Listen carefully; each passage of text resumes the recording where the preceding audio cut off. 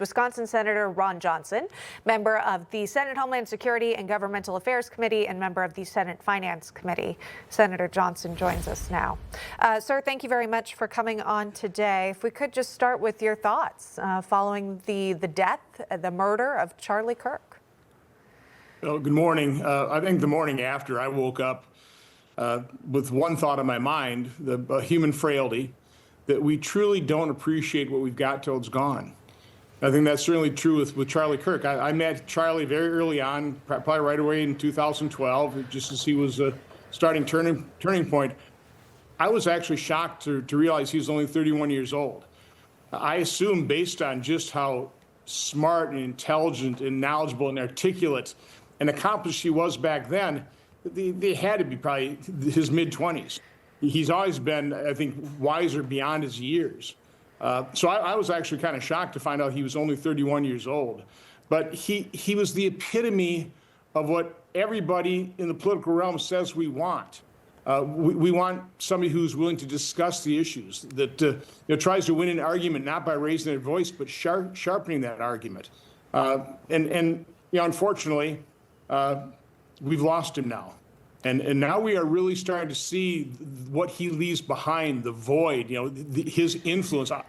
I think people have to, be, first of all, comforted by the reaction. You're not seeing riots, you're seeing prayer vigils.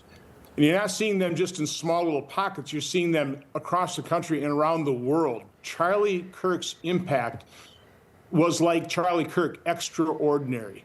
He was an extraordinary individual, and I think his impact is going to be very long-lasting. Yeah, I hope it is.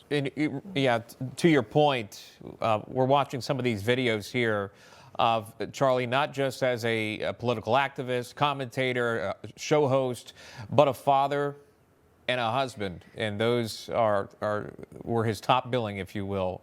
And you know that from how he expressed his viewpoints from a father, as a husband, as a father, as a man of God.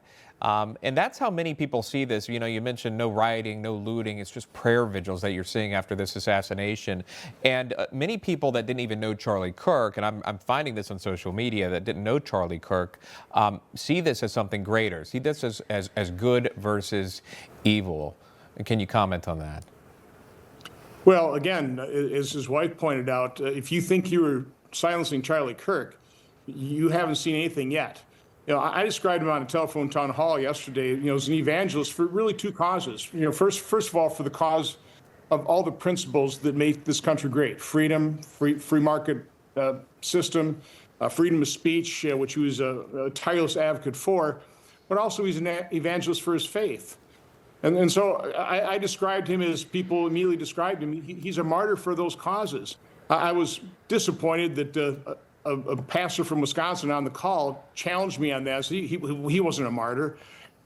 I don't, how else do you define a martyr? I mean, he gave his life.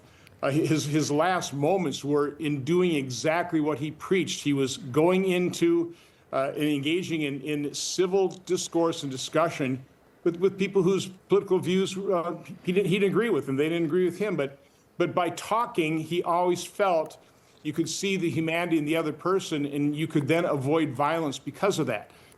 That's how he lived his life. That's really why he lost his life.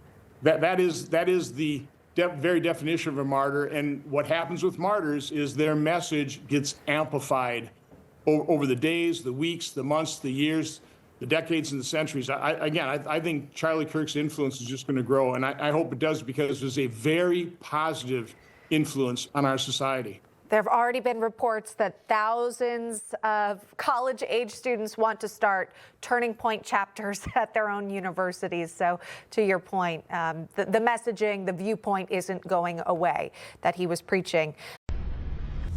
Information. Truth is freedom. Is Newsmax. It's real news for real people.